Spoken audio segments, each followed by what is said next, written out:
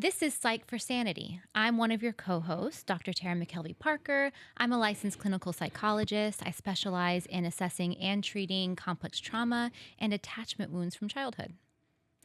And I am your other host, Dr. Brindle Doss. I'm a licensed psychologist specializing in geriatric psychology, forensic psychology, child treatment, and assessment.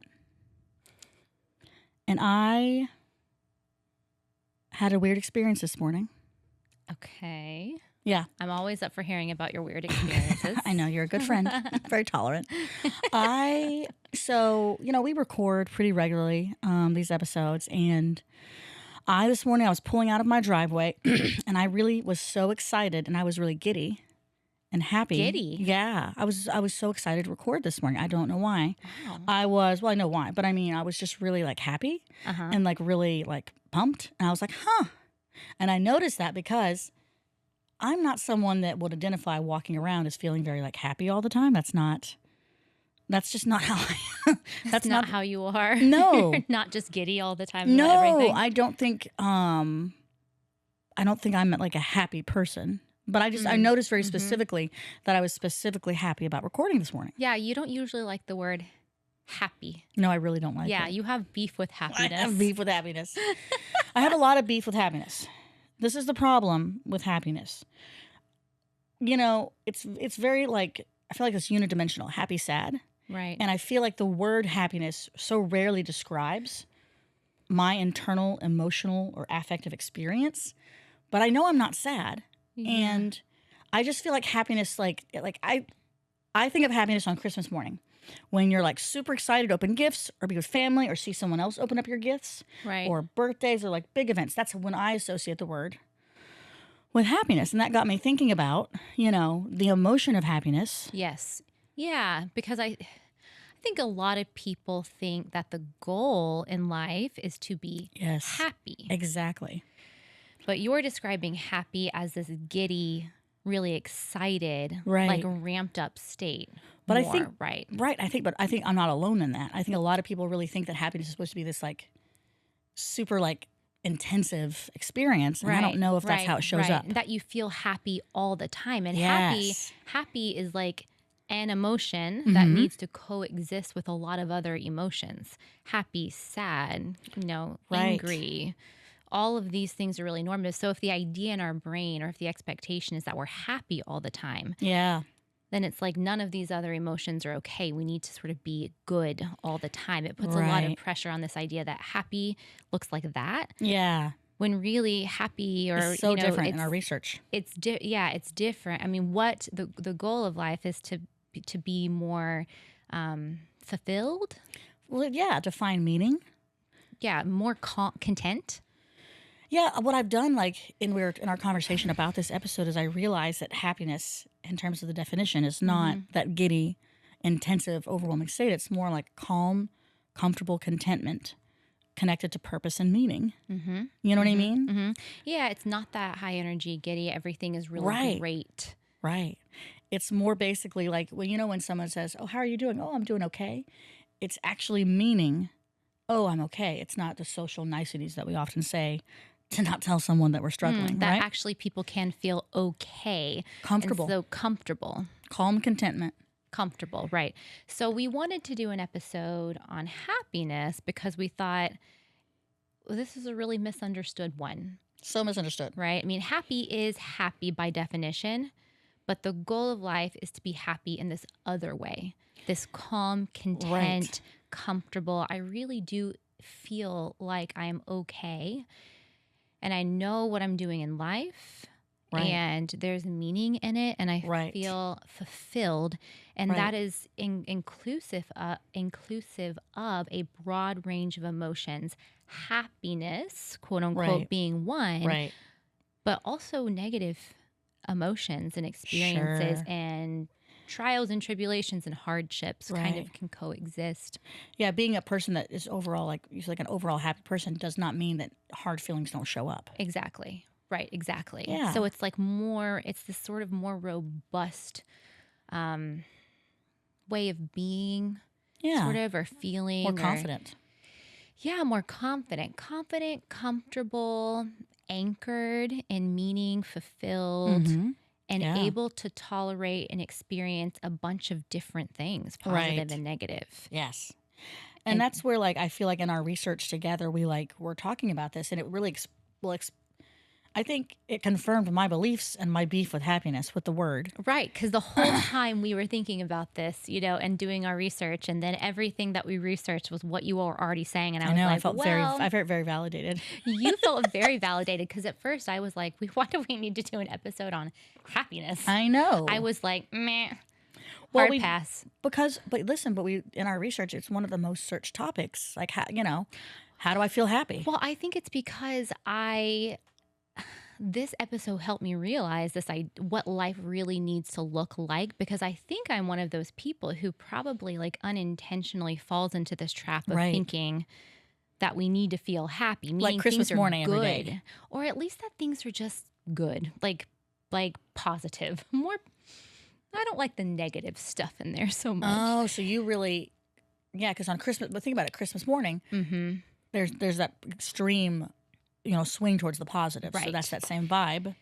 I see. Yeah. Interesting. I think that's how I generally feel. And I think there's this term, emotional perfectionism. I don't know if you've ever heard of it, but it's in the trauma literature. And it is this idea that children who grew up in like traumatic environments, like neglectful or abusive, there is this idea that many of these children learn that to be loved, they need to be happy all the time. Yeah. They need to be good. They need to be perfect. Yeah. They need to appear okay and like they have, everything together. And so I identify with that piece for sure. And so I think That makes I sense. get kind of caught up in that idea of what life needs to look like as being positive and good and like mostly okay and happy.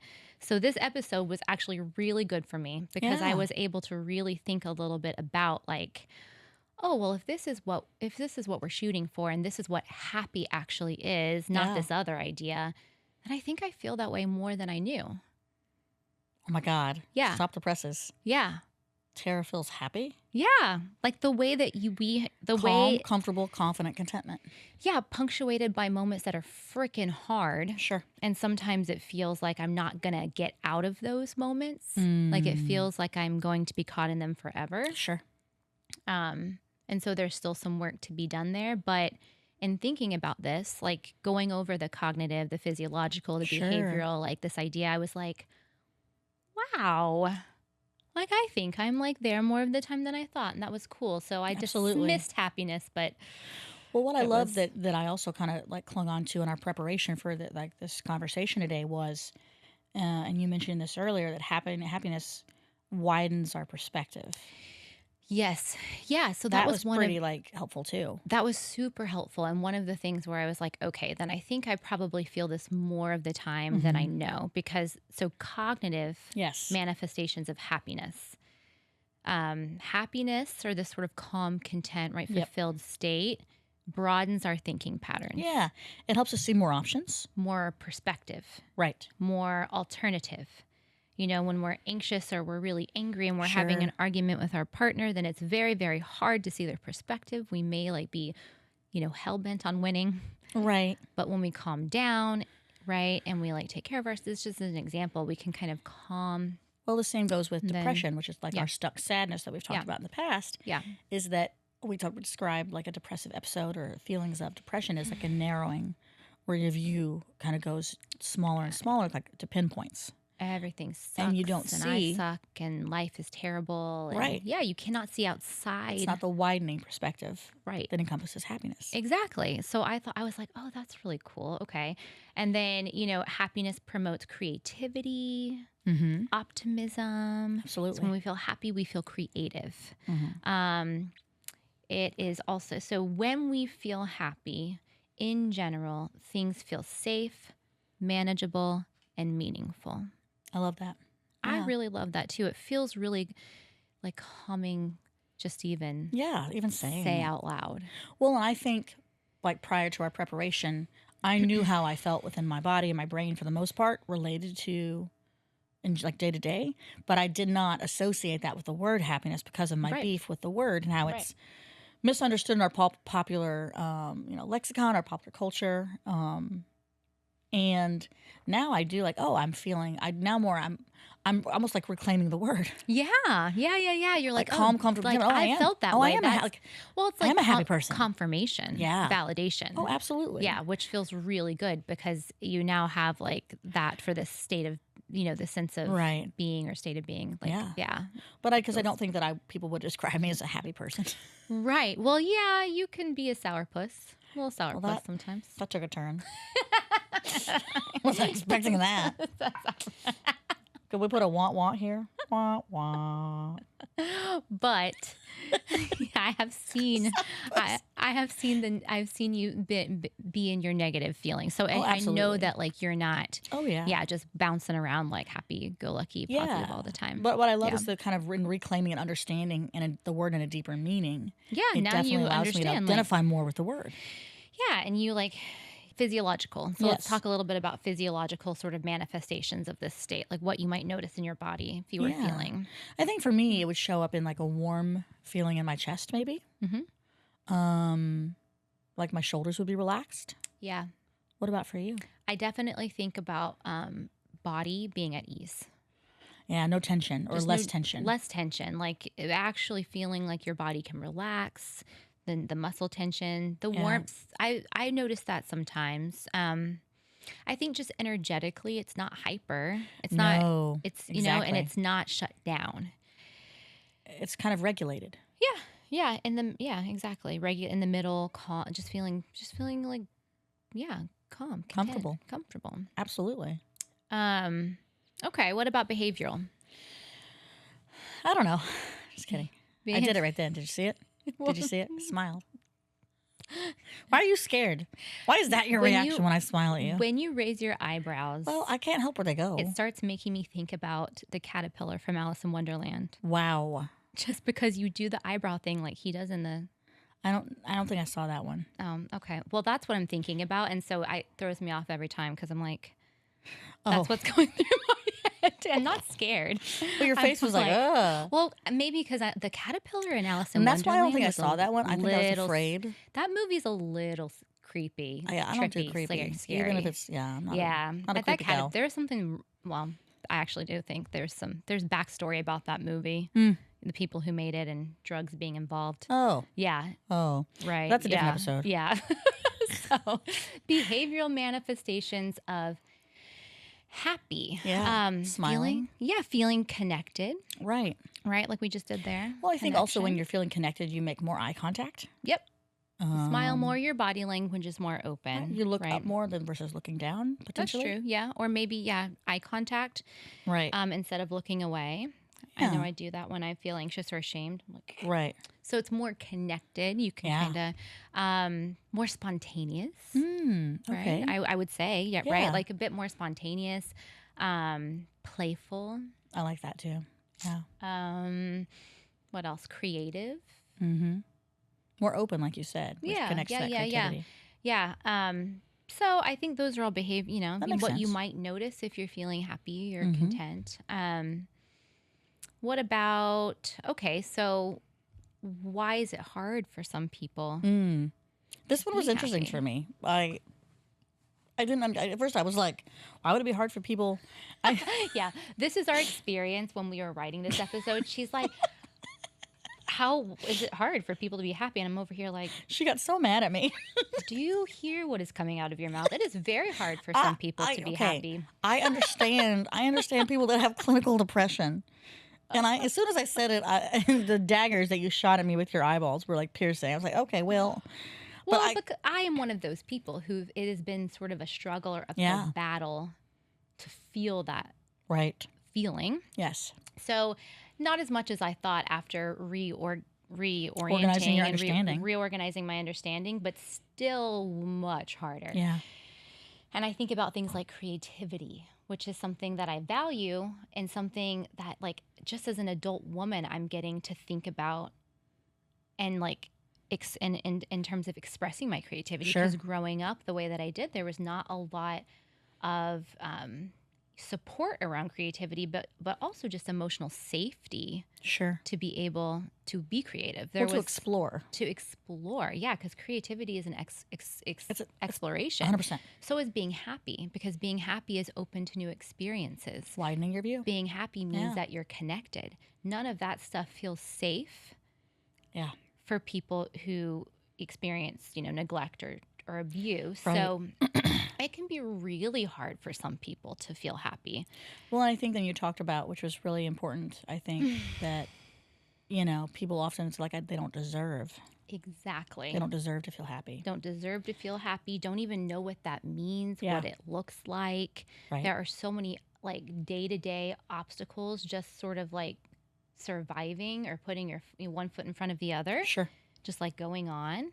You don't really get to have access to that right part of your brain that, is emotional and creative and houses all of those functions, So you don't think, some people think they don't deserve it, or there's a myriad of reasons, I think, why it can be hard, from a trauma perspective. Absolutely. But there's other, kinds of things that make it hard. What else do you think? That make it hard to feel happiness? Yeah, I think if you're in the way. Yeah. Well, I think that if you, kind of in the same vein, if you have a lot of self-hatred. Yep. If you really don't think that you are someone that is deserving or worthy. That's that toxic shame that we've talked about in shame episode. If you have toxic shame, then, generally speaking, that comes from some kind of traumatic or neglectful experience, then you do not. Happy is it's not even something that you really even. You're almost mad at happiness because it feels so distant. Or you don't even know it's an option. Right. You just don't even know it's an option for you to be. That makes is how it feels sometimes. And so you have to believe that it's even know or become aware of this idea that you can be happy in this way that we're describing it. Right. Which is regulated, which is calm, which is confident, which is connected, which is oh my God, everything that is so hard for someone who has experienced abuse or neglect. Right. So, that kind of, I also think that if you haven't grown up, and even if you don't have specific index traumas or an abusive or neglectful background, if you don't grow up in an environment that allows you emotional expression with safety. Yeah, definitely. Emotional safety, for sure. You're not allowed as a child to express the range of your emotions without being punished, which I think a lot of folks struggle with, unfortunately. Well, then we get into the attachment wounds, right? Yes. We have complex trauma, and that's severe and the severe end of the spectrum, but then we just have experiences growing up with our parents that were challenging around emotions. Yep. And that makes it hard to notice and tolerate. And but also means that disconnect occurs with happiness. Exactly. For sure. Yeah. I mean, that sometimes I think about burnout. And that way is because, and that's one of, burnout or chronic stress or nervous system dysregulation, all of these things, you're saying, they kind of make it challenging. But burnout, sometimes I think when we're just sort of maybe living up to someone else's expectations and just sort of doing what we don't really necessarily brings meaning to us, we kind of burn out easier. And then, so... Yeah, I think there's all kinds of reasons why it can be hard to feel connected to that experience, or that it's possible to feel that. Yeah. Exactly. Yeah.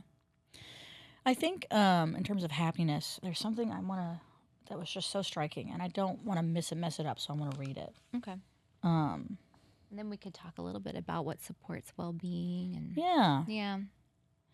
So, happiness is not the goal. Instead, calm, contentment, comfortable and connected, not happy all the time. That's one thing that really stood out to me. Happiness is not a single emotion, but a broader state that includes positive emotions, a sense of meaning, and a purpose in life. And it's not the absence of hard emotions. Yes. That just encapsulates for me, and I didn't want to mess that up for our viewers and our listeners. It just encapsulates to me my newfound appreciation for the construct of happiness and for the emotion. And I definitely now can identify as a happy person. I know, and I can identify as someone who's fought hard to be here and is feeling happy more often than you thought. Than I thought, based on this definition. Yeah. So maybe we can talk a little bit about what promotes happiness and well-being. That would be great. Kind of leave listeners with some info on that. Yeah. Well, I think one thing that kind of like in that little part that I read there that was so impactful for me was connection. Yeah. Finding ways to be with people that are safe, secure, reciprocal even, or like where you feel wanted or valued, or where you feel like you can contribute. Yeah. I think that can lead to the state of happiness that we're describing, or the experience of the range of emotions within happiness. Yes, and this is one of those things that lots of people have trouble with, connection. Right. And so, if you're kind of thinking through this episode like, oh, okay, that seems important, but it's hard to do. That's one of those things that you can really talk about in therapy. Yes. Connection is so important. It's just so hard for many people, but it does like really promote this sense of happiness. But I think about it, if you think about when we talked about sadness recently, sadness is the message of sadness, the emotion is a bid for connection. Yeah, definitely. So I think there's like a kind of like an interesting mirror effect happening between those two emotions if you conceptualize it the way we're talking about, where sadness is telling you to pull yourself towards happiness. Yes, right, exactly. Isn't that cool? Yeah, well, so if you can really think about that when you feel sad and use that to propel you toward finding someone, some kind of connection with someone instead of hiding away, right, then that would be really good progress. That'd be really a really wonderful step in being able to be connected. Absolutely. What other ways can people? What else? Well, so self-compassion. Oh, yes. So it's one of those things that we talk about a lot that is really challenging for a lot of people to do. Yeah. Just being kind to yourself and compassionate and understanding and accepting of yourself in full form, and sort of, treating yourself with love and grace.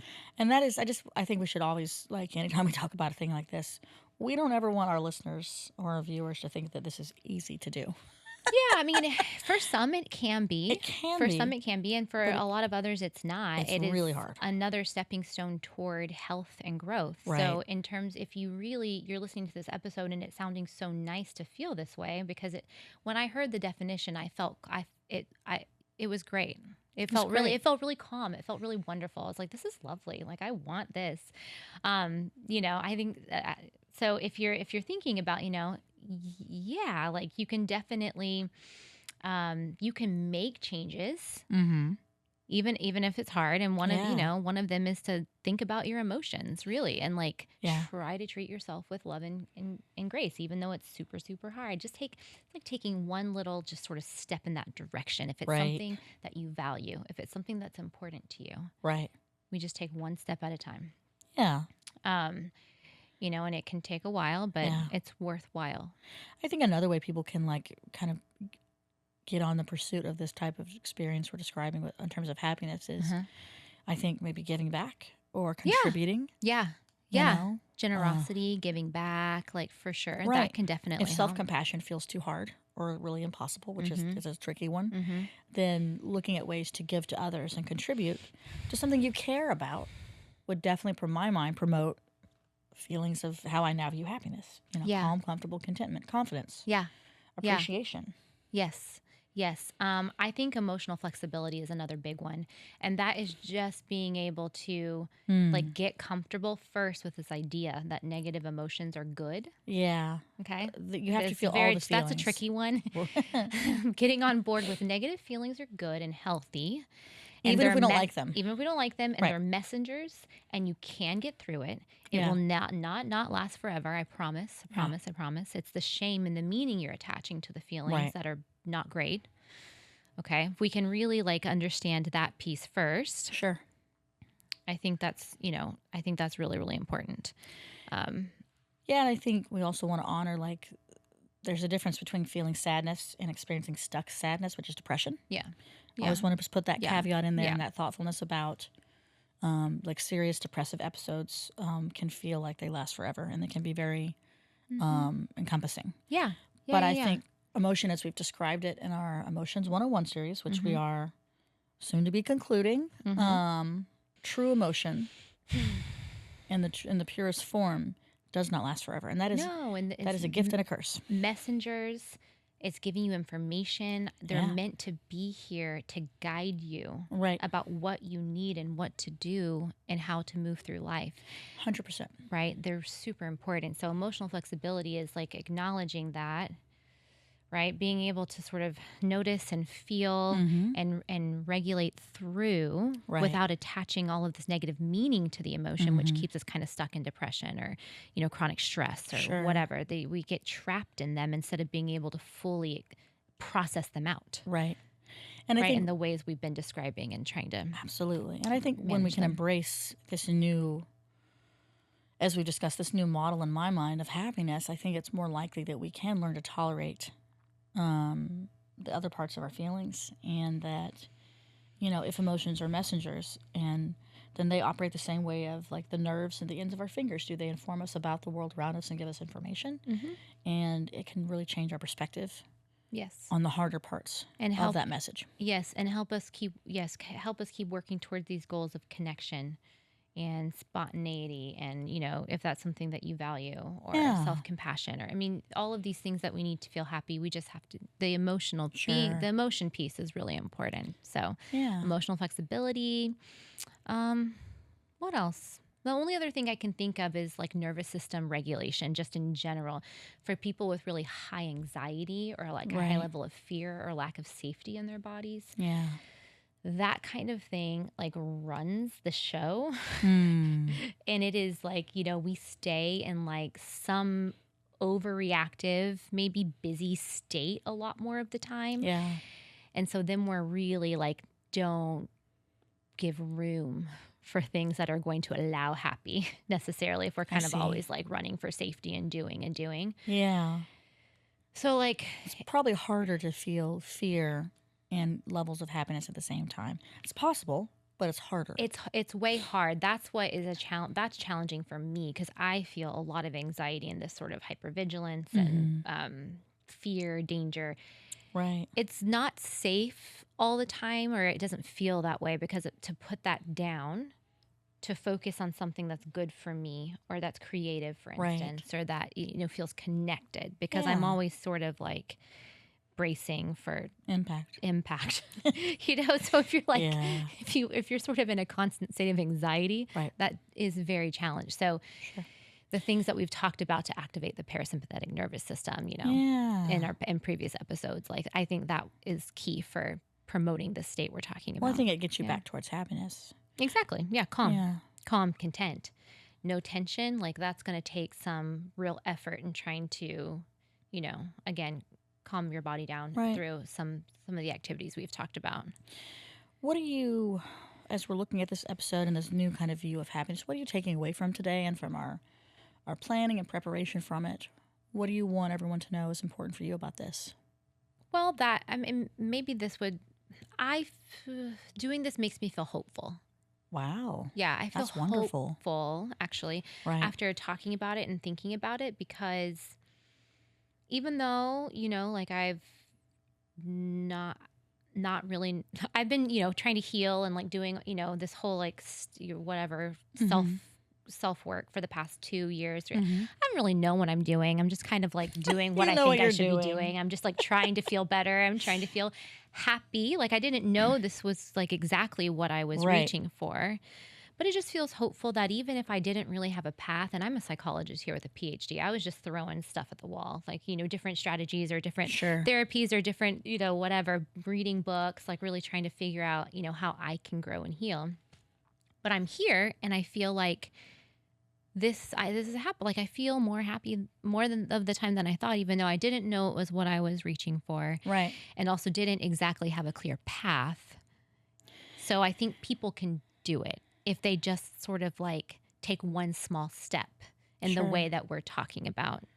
I think for me, I love that. And I love that you feel hopeful, in which that could be my takeaway, just that. I really could be. Yes. Like seeing you connect with the part that has been so challenging for you to like connect with has been truly wonderful as your friend. But I do think that like I hope that people also at home, when you're, searching for like, how do I feel happy on the internet, and you're looking for that and you're looking for those answers, I think reframing what happiness is has really helped me.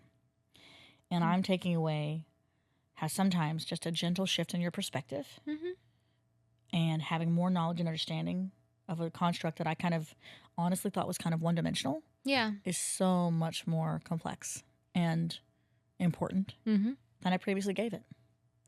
And I can now say that I identify as a happy person, despite my friends.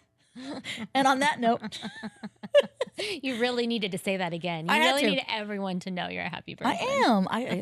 I can own my awesomeness. I can, and I encourage you guys to own your awesomeness as well today.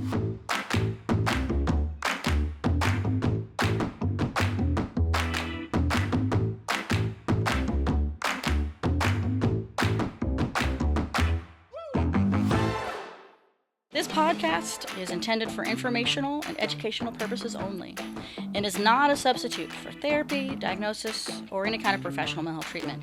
We hope that we can share with you our experience authentically and genuinely, and we hope that occasionally we'll make you laugh. Maybe you can relate to our quest and how we're psyched for sanity. The content we share is our personal opinions and insights. They are not clinical insights to anyone, and they don't represent or reflect any entity that we work and or have worked for in the past.